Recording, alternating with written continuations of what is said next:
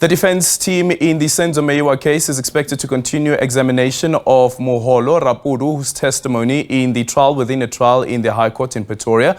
Raphadu is the police officer who recorded the confession statement of accused number 2, Bongani Ntanzi.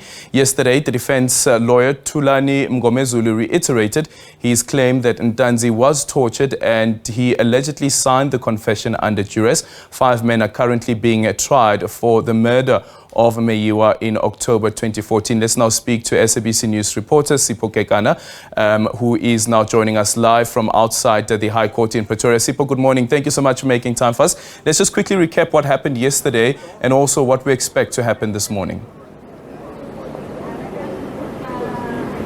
So, good morning, Aldrin. So today we are expecting that Colonel Raphadu will be concluding his cross-examination on the stand there by the defense. He's the officer that took the first ever confession statement by second accused Bongani Ntanzi 3 days following his arrest. So yesterday he was on the stand and court had to be urgent early when a statement emerged of Sergeant Mohano, and this is the officer who deposed a statement in relation to Ntanzi's arrest as well as his detention. You recall that Ntanzi was arrested on the 16th of June 2020. 3 days later, only on the 19th, he then appeared in front of Raphadu when he then gave that particular confession. We also understand that on the same day, it was only on that third day that he was charged for a completely different crime which had nothing to do with the Meyiwa case. And we saw yesterday now that the defense making a huge case out of this to say that where the rights of these accused perhaps violated, having been arrested on the 16th of June and not having been charged and not having appeared in front of the court.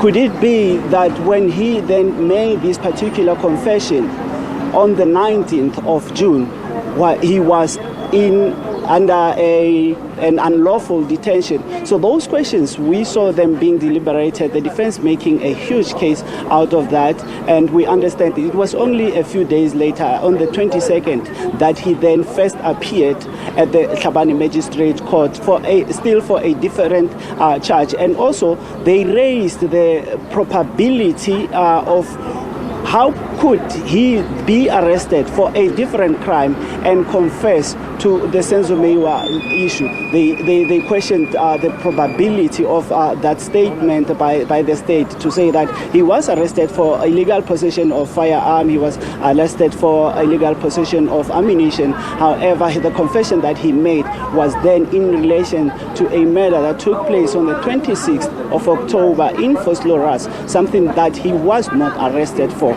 Those are some of the issues that were deliberated on in court yesterday. So today we are expecting him to conclude his cross-examination and more details now on his arrest and detention as per the statement by Mohano. We are expecting all of those to be heard in court. Already. That court case resumes at 10 o'clock.